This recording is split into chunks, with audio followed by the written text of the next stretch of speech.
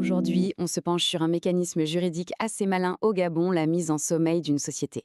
Il faut voir ça comme une sorte de temps mort stratégique, un outil qui permet à une entreprise de naviguer dans des périodes un peu compliquées sans pour autant mettre la clé sous la porte. C'est puissant, mais ça demande de bien comprendre les règles du jeu. On a tous connu ça. L'activité qui freine, un contexte économique qui se crispe ou un projet qui demande une réorganisation totale. Et si, plutôt que de foncer tête baissée vers des décisions radicales, il y avait une option pour mettre les opérations en attente, juste le temps que l'orage passe? Eh bien, c'est exactement cette idée qu'on va creuser ensemble. Allez, on entre dans le vif du sujet. Ce fameux bouton pause, il a un nom bien officiel, la mise en sommeil.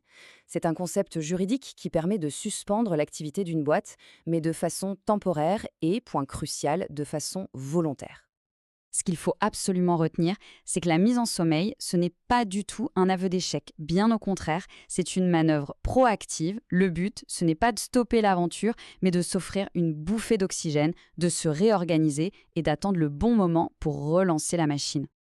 Ok, pour bien comprendre la puissance de cet outil, il faut regarder ce que dit la loi. Qu'est-ce que ça veut dire concrètement pour une société d'être en sommeil? Voyons ça de plus près. Et voilà, tout est là. L'entreprise stoppe son activité économique. Mais attention, elle ne disparaît pas. Elle garde son existence légale, son identité.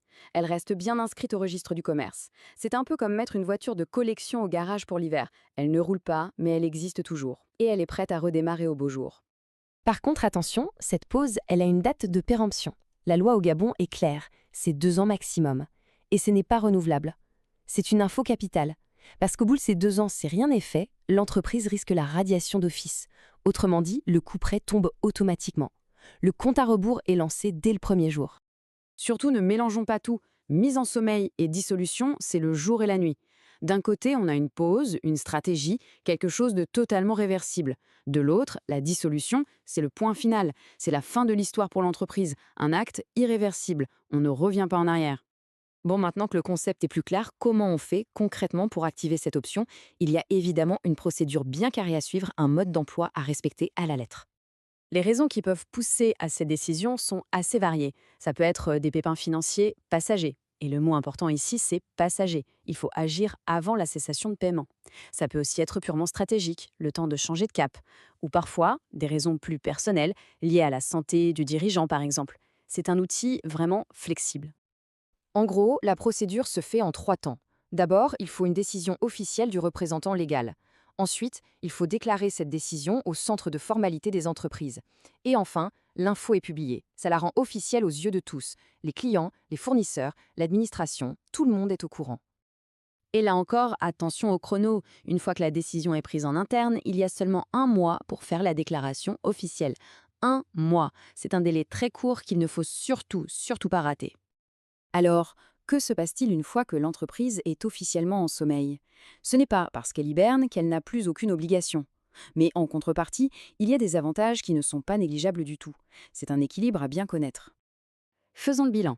Côté obligation, l'entreprise doit quand même tenir ses assemblées générales, déposer ses comptes annuels et faire ses déclarations fiscales, même si c'est pour y marquer néant.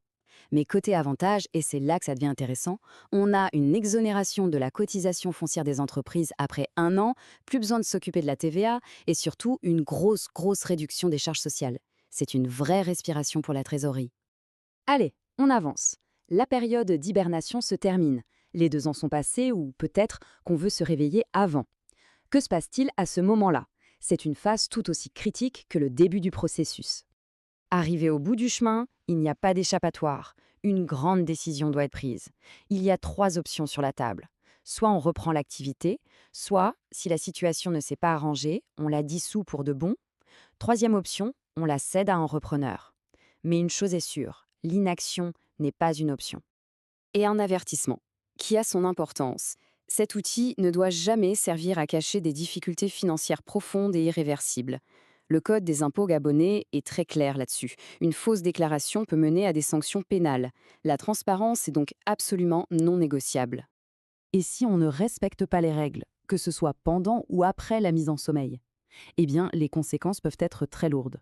On parle de radiation d'office, de liquidation judiciaire décidée par un tribunal et même de la mise en cause de la responsabilité personnelle du dirigeant. Bref, c'est un jeu qui demande de la rigueur. Pour conclure, la mise en sommeil, c'est un vrai outil de pilotage. Ce n'est ni une solution miracle, ni une voie de garage. C'est une option qui se réfléchit pour les entreprises qui traversent une zone de turbulence temporaire.